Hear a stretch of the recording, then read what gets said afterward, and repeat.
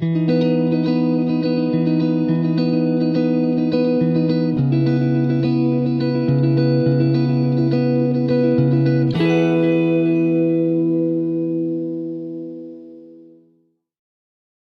segment.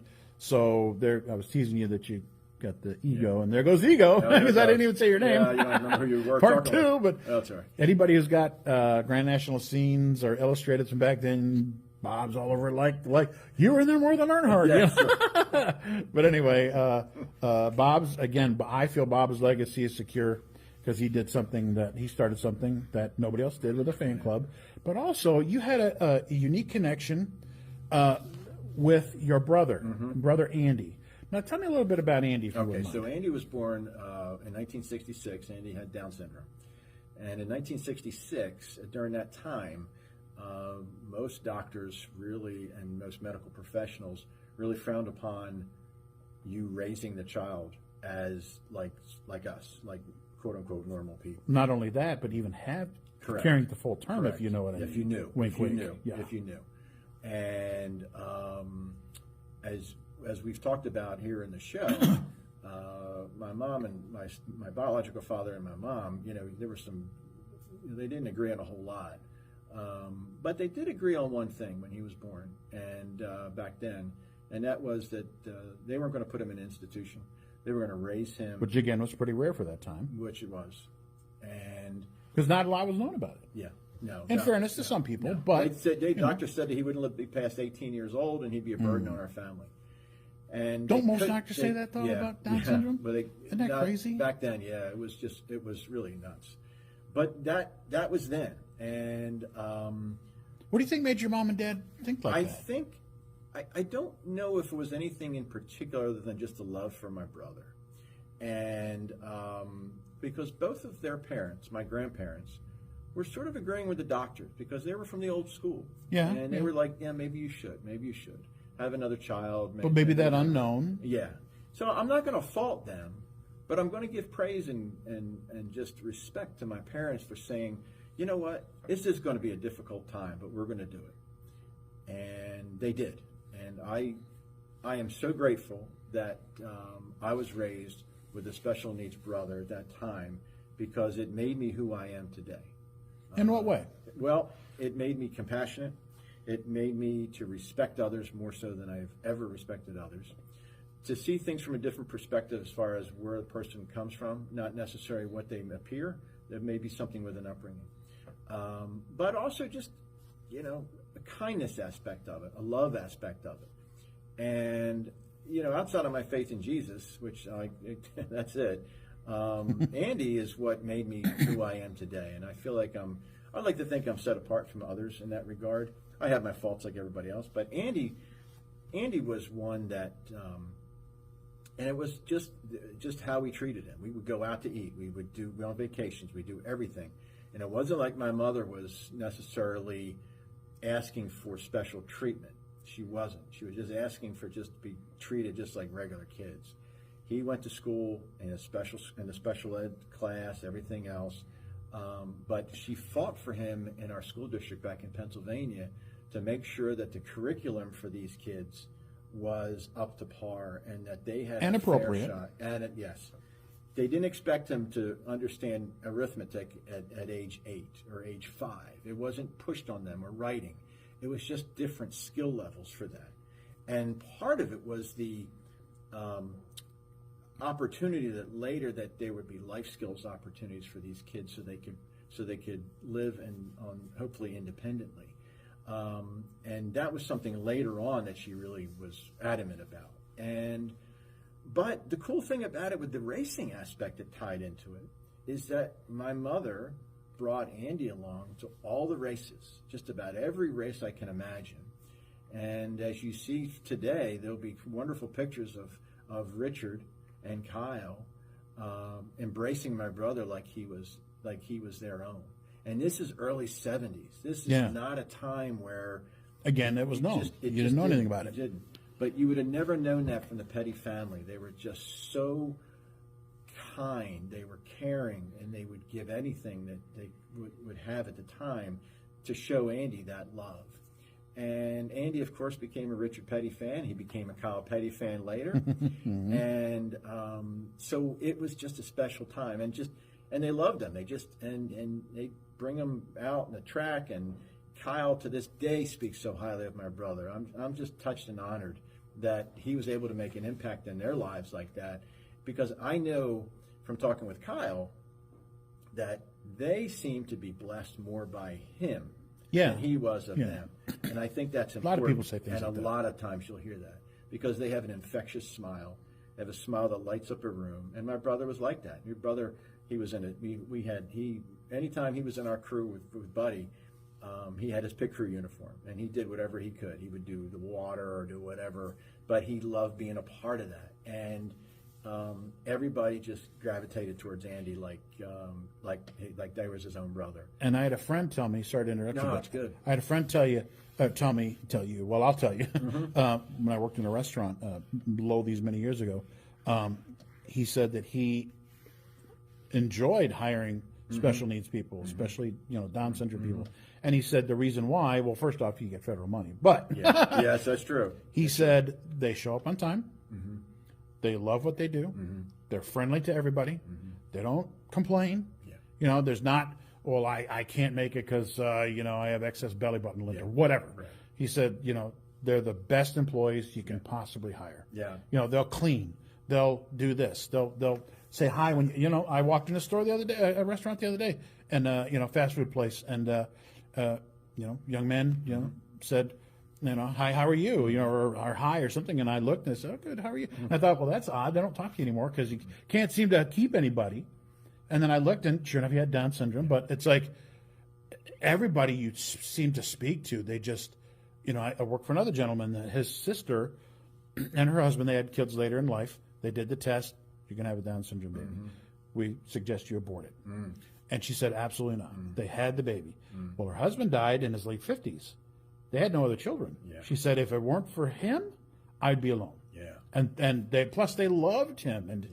And until, and again, a lot of viewers might not remember this, but we didn't really know a lot about Down syndrome until that show, Life Goes On, in the late 80s. Then all of a sudden, now the discussion starts. Now we know who Corky is. Now we know, I didn't like it that every single episode Corky blamed it on himself, and then you had to, talk him out of it, and we love you, and then they sing him a song, and, and then it's great. But that's when the discussion opened up, and I think that's when people started saying, hey, wait a minute, what is this? And hey, okay, he's not just the, that really bad R word that we used to say that, I'm sure you'd want to kill somebody, literally, if you heard it. I will. But now we look back and we go, okay, now we understand it better. And one thing I don't understand is why the life expectancy is so short. Because Andy was younger than you, a couple years. He was 4 years younger, and a lot of times they get dementia at an earlier age. And Andy acquired dementia at 49. He died at 53. But he actually lived pretty long comparatively to most Down syndrome remember, people. the doctor said 18. Yeah. So, but isn't it usually 30 or 40? No, it's a little bit older than that today. And then there's some that some into the early 60s, but it's rare. The dementia, I've not heard unfortunately, of the 60s, no. dementia is so. We know everybody that has some type of dementia, either Alzheimer's or some other type of dementia. It's just awful. And to see Andy go through that, because it's sort of it was always a. It was he just always, when he forgot my name, was probably one of the toughest. I've lost family members and everything. But when he forgot my name the one day, that was like one of the toughest things I ever had to go through, because he remembered everything else. And he remembered me. But then when he started forgetting other people's names, he still remembered me. So when that happened, I knew it was getting close. And then the body itself physically just started breaking down a little bit. And I don't know whether, I don't have the genetics behind it, but it's just that part of it. They just have this dementia that settles in a lot earlier than other people. And but he lived a full life, and the things that I remember the most is that best man at your wedding, best man at my wedding, and the toast. He gave a speech that everyone still cries over when they hear it. And it was just so much about it. And he was such a great kid. And the legacy that I like to leave with my brother, and maybe sometime down the road it'll happen, I don't know. But my mother had a big impact on my life, obviously, as you can would tell from this interview. But the biggest impact I think she really had was to how I treated my brother, how we did things, and how she was so happy when he finally got a job. And you mentioned vocation, and I'll leave you with this part of it. He worked 3 days a week as long as he could at a grocery store back in Roslyn, Pennsylvania. And it was Monday, Wednesday, Friday. And he only worked 4 hours a day. But you would have thought that this kid put in 12 hours a day, 7 days a week for this company, for this grocery store. He wouldn't call out sick.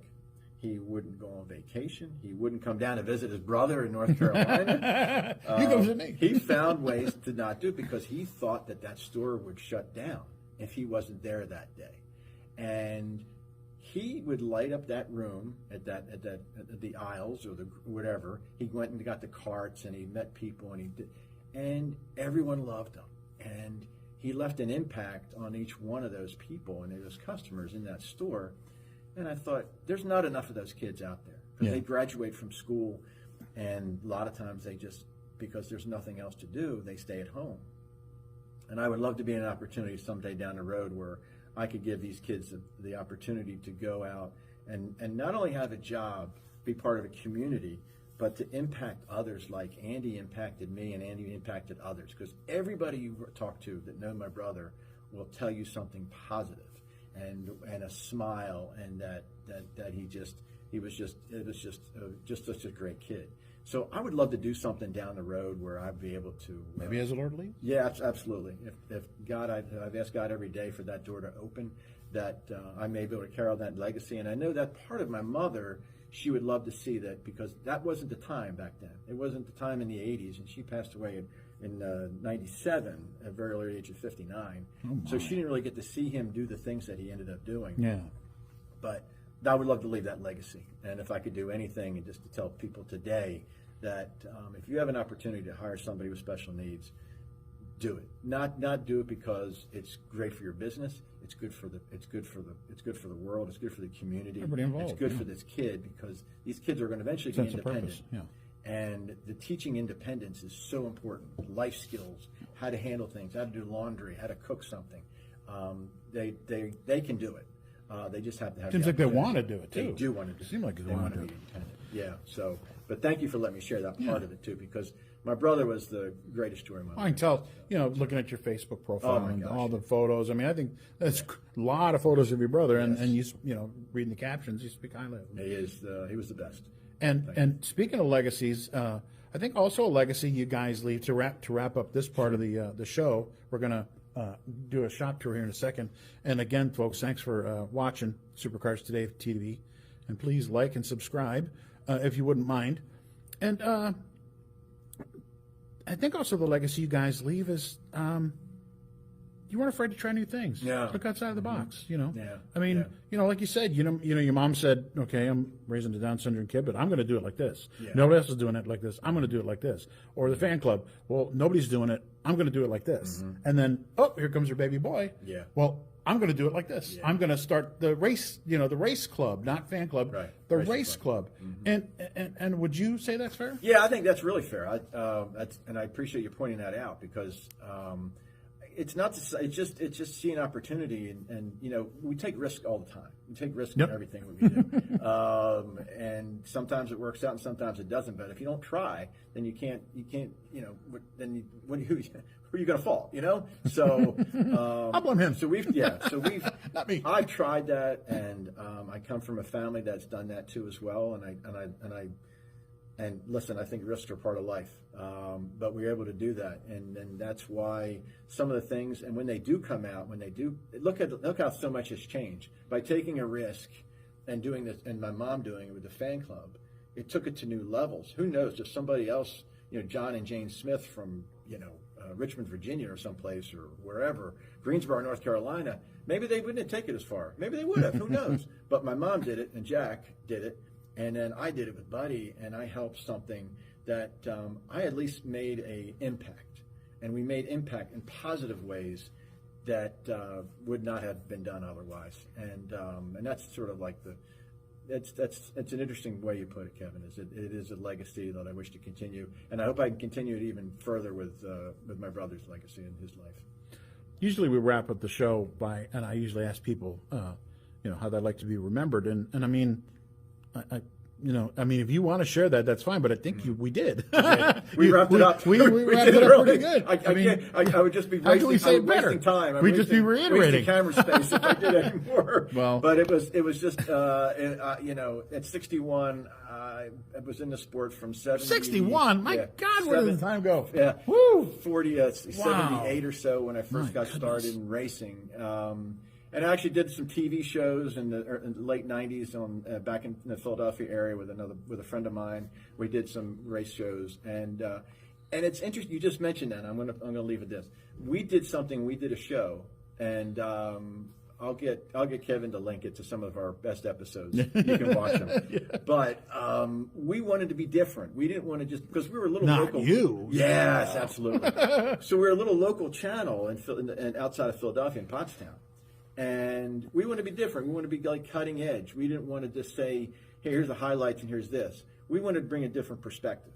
If NASCAR screwed up, we're going to call them out on it. If a driver screwed up, we're going to call them out on it. If we did well, we'll praise them. But we want to do different things. And that's what we did. And that was interesting that I took that love of the sport and made it into a very entertaining show until we weren't able to do it anymore because my co-host had another job.